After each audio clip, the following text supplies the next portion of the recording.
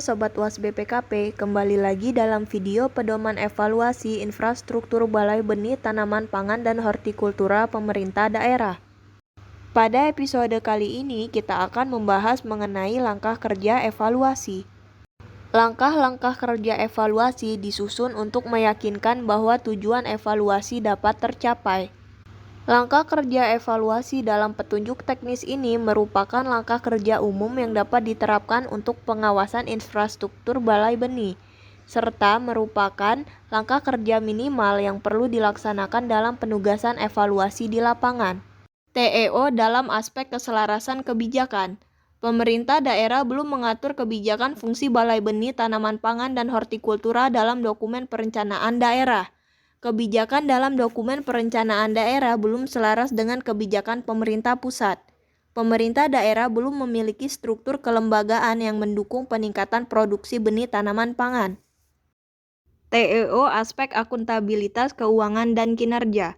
Kegiatan produksi atau perbanyakan benih tanaman pangan dan hortikultura serta pengawasan peredaran benih belum dianggarkan, baik dari sumber dana APBN maupun APBD. Capaian realisasi keuangan balai benih serta kinerja balai benih tanaman pangan dan hortikultura pemerintah daerah tidak sesuai dengan target yang ditetapkan, dan pemerintah daerah belum menyusun pelaporan atas program kegiatan perbanyakan benih dan pengawasan peredaran benih. TEO aspek pemanfaatan.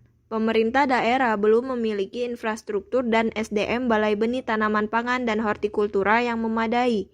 Kapasitas produksi atau perbanyakan benih pada balai benih tanaman pangan belum optimal. Varietas benih bersertifikat hasil produksi balai benih belum sesuai dengan kebutuhan varietas benih petani. Ketersediaan benih bersertifikat di balai benih belum sesuai dengan jadwal tanam dan kebutuhan petani. Harga jual benih tanaman pangan dan hortikultura bersertifikat di balai benih pemerintah daerah tidak terjangkau petani. Balai benih pemerintah daerah belum dapat menjangkau petani dengan keterbatasan akses. Penyaluran atau peredaran benih oleh balai benih tanaman pangan dan hortikultura pemerintah daerah belum tersertifikasi, tidak tepat jumlah dan kualitas, serta tidak dimanfaatkan petani.